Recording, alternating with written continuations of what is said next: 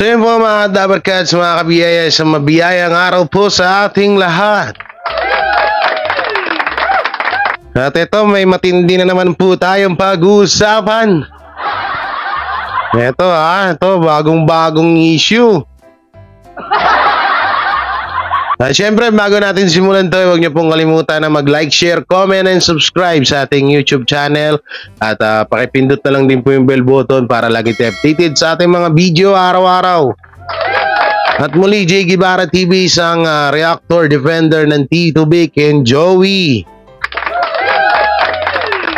At ito na nga. No, ito ngayon ay wala pang tinatawag na 100% kung siya nga ba ito.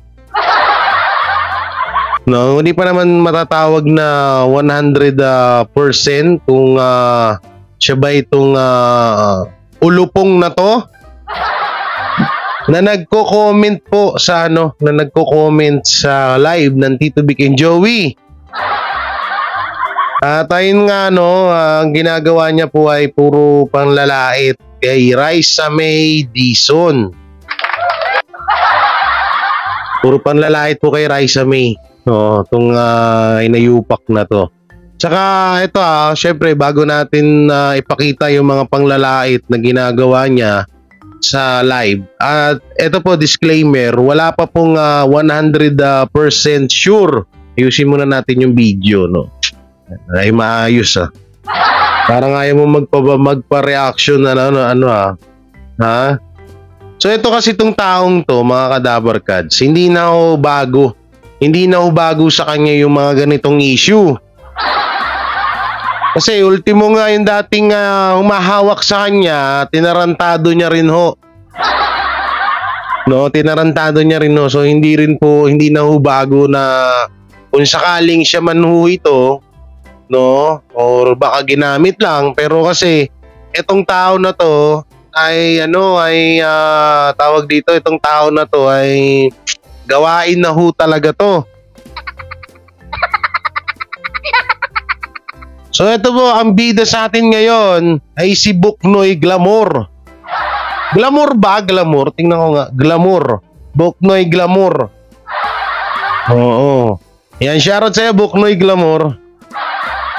Si Buknoy Glamour po ay sumikat matapos pong mag-viral ang isang video na kung saan ay nilait-lait niya po ang isang tricycle driver.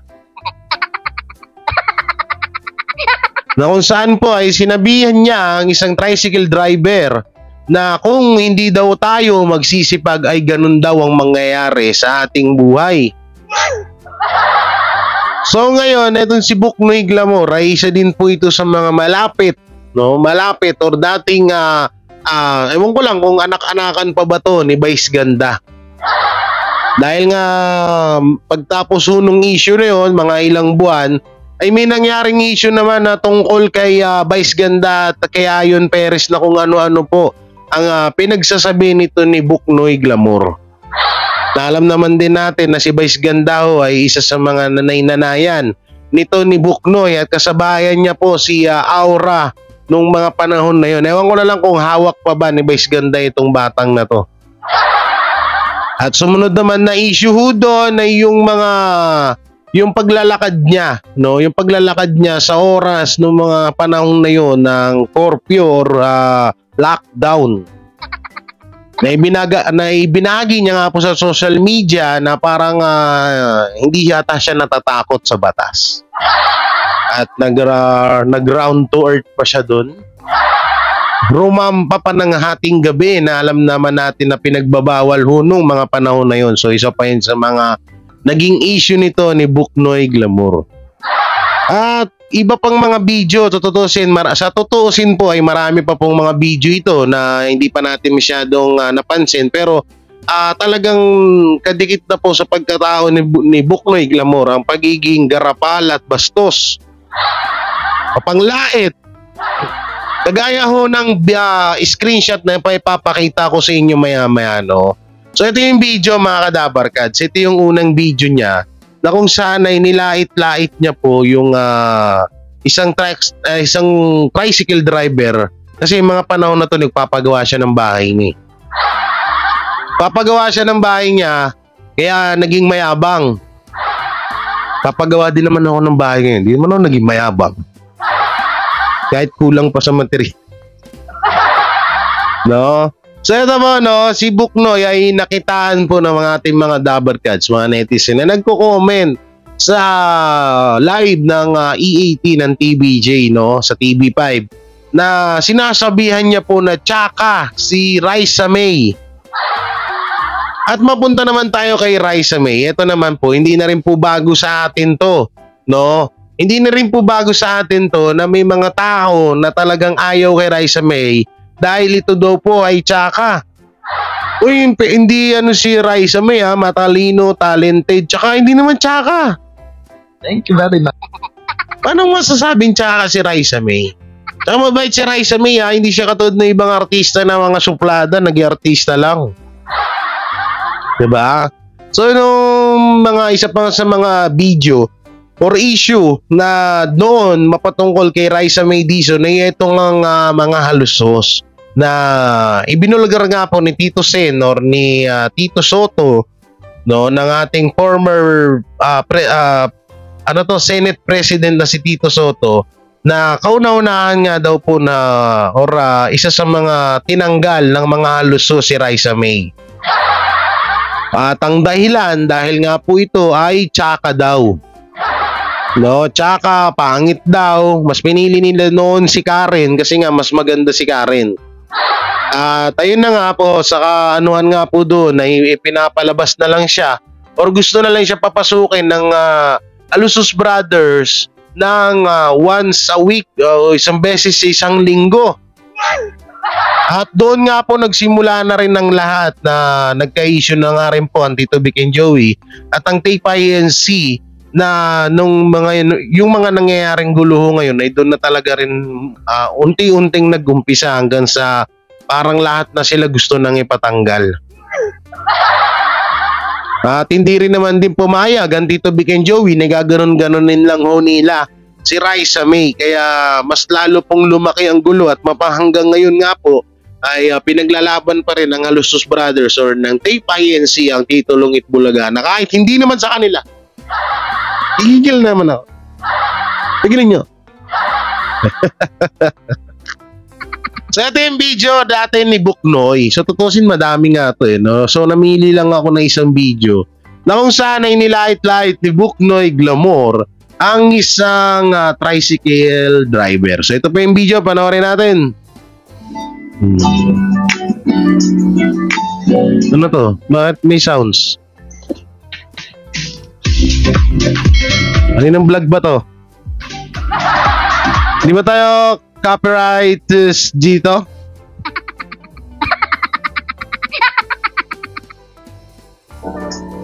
Etong video na to, alam ko deleted na to deleted na sa channel niya.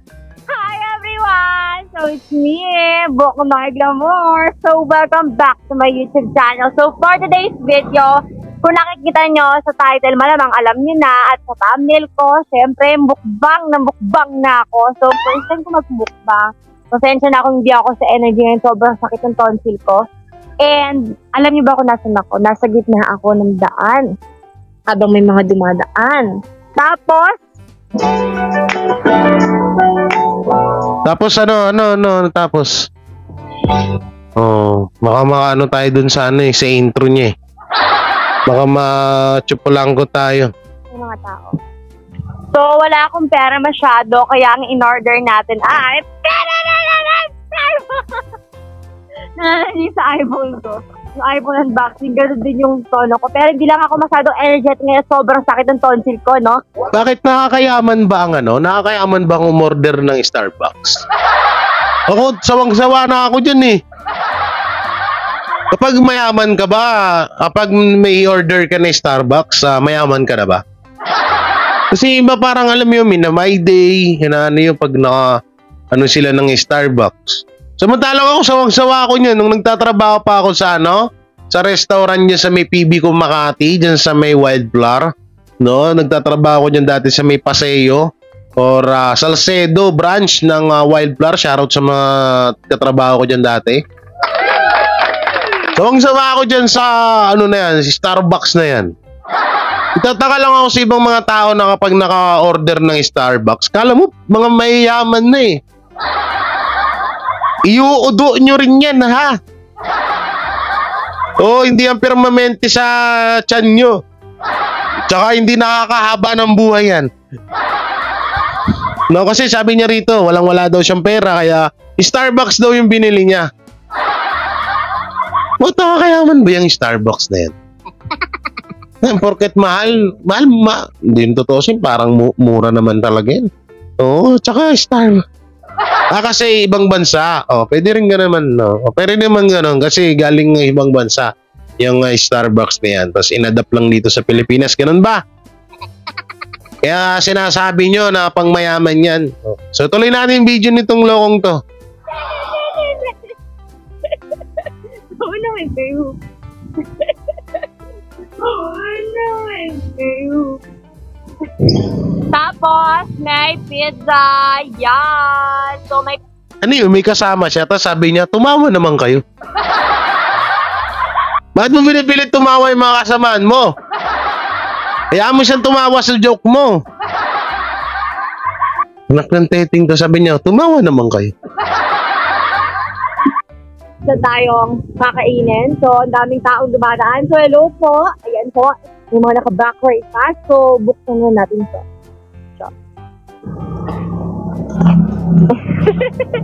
Ganun na kaisi. Baba na lang.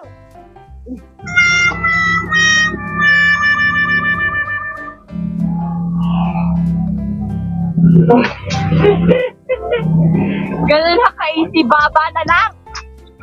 Tagal nung ano.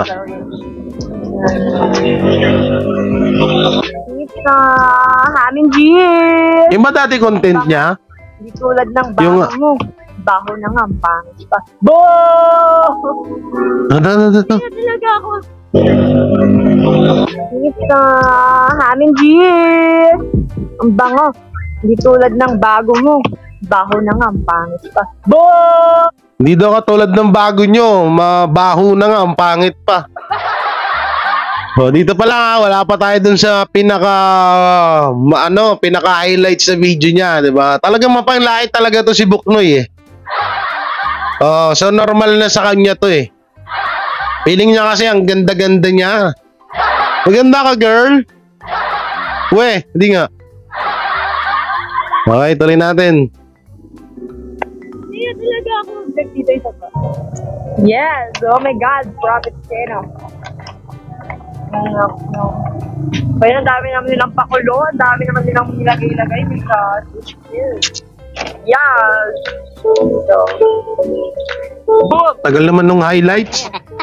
Hininga mo din.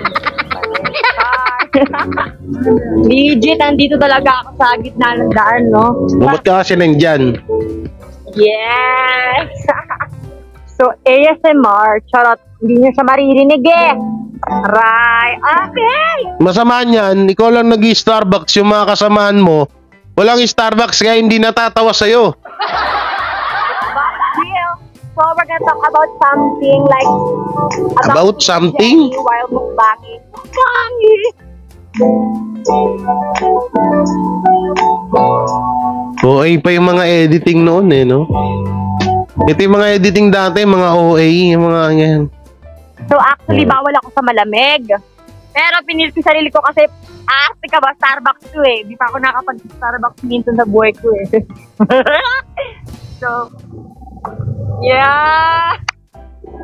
Wala, ang tuwa. Yan, alam nyo ba, sobrang nakakaya talaga mag-vlog sa daan. Pero ayos lang yan. Kasi kahit tinan nyo, may mga dumadaan. Ang pogi pa. Hi ko, kuya. Kuya, ikay sa vlog ko, kuya. So, let's talk about... Tagal nung sa tricycle ah. About life. Siguro, okay lang naman yung sa buhay. Forward nga natin. May mga site dito. Balita ko, 3 million yung pagkabili ni Aling Depka. Ay, makakasuwa. The blessings. Mga maging masaya kayo ngayon. Yan! Namigay pala siya dito. May isang kita niyo dyan. Penoy balo! Pero ang gusto ko talaga sabihin sa inyo is, wag na wag kayo sumukong mangarap. Wag na wag kayong sumuko na tuparin yung mga pangarap niyo. Kasi kung hindi kayo magsusumikap sa buhay, walang-wala kayo mararating tulad nito. Kuya, may ka sa vlog ko. Hello! Yan kuya, sikat ka na! Walang-wala kayo mararating tulad nito. Kuya, may ka sa vlog ko. Hello! Yan kuya, sikat ka na! Yan na, narinig nyo, sabi niya, kapag hindi kayo nagsikap sa buhay, wala kayong mararating tulad nito. Sabay tinawag yung, sabay huminto yung tricycle boy, tapos sabi niya, kuya, hi ka sa vlog ko, sikat ka na. Dito siya sumikat. Totoo yung tricycle boy ang nagpasikat sa'yo. Yung tricycle boy nagpasikat sa'yo, hindi ikaw ang nagpasikat sa tricycle boy. Dahil dyan sa issue na yan, dyan ka sumikat. Sa totoo, sikat pa ba ngayon? Hindi wala na rin ang balita dito eh. Wala na akong balita dito sa batang to eh, na mga panglait na to eh. Pero yun nga, sabi ko nga sa inyo, pupwedeng siya nga yung nag-comment sa EAT, siya yung nag-comment, no? Kasi nga, ugali niya talaga tong manglait eh.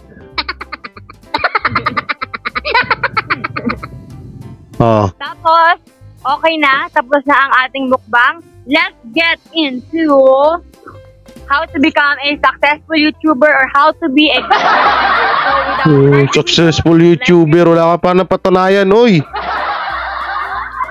So yan, makikita nyo dyan sa screen mga Kadaver Cats. Ito po, no? So sa parating kay, sino ba tong artista na ini-interview ni Mamalan kay? So bali, nasa 45k ang viewers. 45k ang viewers na o nga kamukha, ito pala yung babae na kamukha ni Raisa Sinon, no? So ito, no, biglang nag-comment dito, makikita nyo dyan sa screen, nag-comment tong si Buknoy Glamour na ang tsaka mo, Raisa Ambisyosa. So dalawa dito, no, kung sino yung sinasabihan niyang tsaka. No, pwedeng si etong babae na kamukha ni Raisa Sinon or si Raisa May ng EAT. Kasi alam ko parang magkatabi lang ata tong babae tsaka si Raisa. Hindi natin alam kung sino yung Tapos ambisyosa pa yung sinabi niya.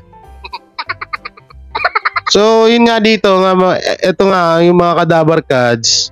Wala pa tong 100% na sure na kung siya nga, no, at yung account na to, no, kasi kung sa totoo lang pwedeng maging siya kasi nga gawain niya yung manglait eh, no. Ang kaso nga lang, napili mo pa ang si Raisa, yari ka sa amin. Kung ikaw man to, Buknoy Glamour, magbago-bago ka na. Magbago-bago ka, yung kasikatan mo biglang bagsak yan.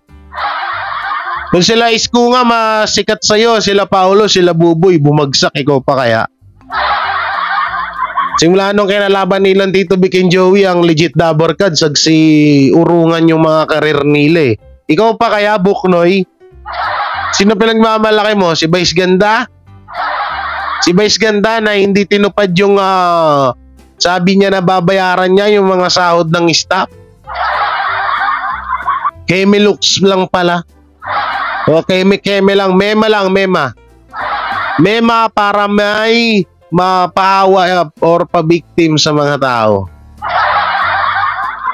Nako, mag-ingat-ingat ka, Buknoy Glamour, sa mga ginagawa mo. Nako. Oh, sayang yung mo, 'di ba? Sabi mo sikat ka. O baka biglang bagsak 'yan. Ewan ko kay Buknoy, search nga natin yung channel niya. Kung may may channel pa ba to, Buknoy Glamour. Buknoy Glamour. So sinearch ko, wala naman na. Sino ba to, si Kim? Siya ba to? Iba to si Kim eh. Ito, Buknoy Glamour. Wala wala siyang wala na ata siyang channel si Buknoy. Oo, wala na ata siyang channel, guys.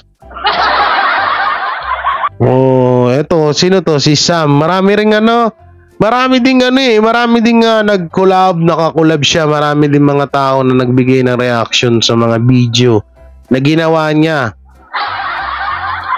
No? So, dito, wala na po yung, eto, Buknoy Glamour. Eto, meron. Ay, ito, oh, bagong channel niya. 2 years ago. Ano to? Ibig sabihin, siya ba talaga to? Parang siya nga talaga yung nag-comment, mga Kadabar Kads. Oh, may video siya 2 years ago. Oh, huwag ka sa aking umaaura. So, kalabang kasi ni Aura. So, wala nang ibang channel. Si Buknoy. No, wala na. Ewan ko lang sa Facebook. Try natin Buknoy Glamour. Sa Buknoy Glamour. Ito, meron siyang meron siyang FB. So, hinalang natin volume, baka makapiright tayo. August 1, oh, may pa siya, may FB pa. Oo, ito to. Oh, so may views pa naman. Tingnan natin mga video niya. Oh, yung mga video niya, wala na, bagsak na rin. Kaya pala bagsak yung kanyang screen recorder natin. Bagsak yung kanyang mga views, kaya pala gustong mag-ingay. So yan, meron siyang 107k followers. Ang dami rin. Oh, malaki-laki rin, 100k. No? So ito yung mga latest upload niya, September, ito Wednesday lang, 180 views. Oo. So siningil na ata si Buknoy Glamour ng kanyang pagiging mapanglait sa kapwa, no? So wala na masyadong mga views, oh. Ang bababa na ng mga views ni Buknoy. So ano pa ba yung mga pinagsasabi nito? Ano rin nga natin? Kayo, pupuwit-puwit kayo para sa mga taong hindi naman kayo gusto. Pero kung may mga gusto talaga kayo, kung hindi kinireply ng mga taong gusto niyo sa buhay, huwag kayo tumigil mangarap. Huwag kayo tumigil magmangarap naman dilan-dilan. Ha? Pero, lakas mo mang payo, wala ka naman sa hulog. So wala na, bagsak na pala yung nito. Try natin, baka may iba pa siyang tawag dito. May iba pa siyang page. Buknoy Glamour. Try natin, baka may iba pa siyang page. Eto, ano naman to? Buknoy Glamour, ano naman to? Eto, Facebook. Kaya, wala, Facebook lang. So parang wala na, no, mga Kadabar Kads. So, yun nga, sabi ko nga sa inyo, parang tawag dito, parang pwedeng siya yung nag-comment kasi nga para ma-hype ulit, no? Para ma-hype ulit ng para mapansin ulit siguro ng mga legit Dabber Kads yan. Alam niya naman na kapag kinalaban niya ang isa sa mga Dabber Kads natin ay talagang pag-uusapan siya. So, pwedeng kasi mangyari yun. Pero pwede rin na hindi siya nga yan. So, yan lang din kasi mahirap. Tsaka ito kung hindi siya yan, biruin mo hindi ka naman sikat. Tapos, gagamitin yung account mo para ipang-bash sa ibang sa mga ibang artista. Parang posible din, di ba? Kaya maaaring siya nga yan. Naku, Buknoy Glamour, magtigil-tigil ka. Maaga kang mapapasma. Oh, maaga kang mapapasma, Buknoy. Oh, tigil-tigilan mo yung mga ganyang ugali mo, ha. Oh, tsaka totosin, mas maganda sa'yo si Raisa May. Kung sakali man na si Buboy tuloy. Naku, kung sakali man na si Buknoy Glamour po ito, itong nag-comment na to. Eto masasabi ko sa'yo. Mas head sa'yo si Raisa May. Alam mo kung bakit? Sumikat si Raisa May sa kanyang katangian or sa kanyang talent. Sa kanyang galing sa pagpapatawa, sa kanyang talent, sa kanyang kakyutan. Ikaw, nakilala ka ng tao, ng mga netizen dahil sa pangbabastos mo. Nakilala ka ng tao dahil sa mga mapanglait mong mga ginagawang video. No, so magkalayo na kayo doon pa lang sa pagdating sa pagsikat. Pangalawa, Buknoy, ito masakit isipin. Na si Raisa May ay isang totoong babae. At ikaw ay hindi.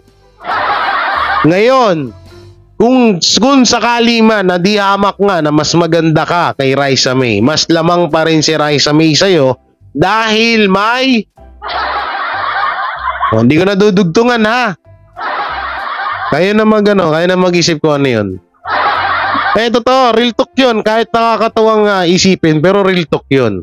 No? Yan ang sinasabi ko sa'yo, Buknoy Glamour. Kung sakali man ikaw talaga, itong nag-comment na to, ewan ko na lang, sana magbago-bago ka na, 2023 na. Magto 2024 na, Buknoy ha. Oo. Hindi pa huli ang lahat. Hindi pa huli ang lahat para magbago, Buknoy. Lahat ng tao may kakayanan na magbago. Kaya kung ako sa'yo, magbago-bago ka na, tigil-tigilan mo yung mga ganyang ginagawa mo. Kung sakali man na ikaw tong nasa comment na to or yung nag-comment na to, sana wag naman.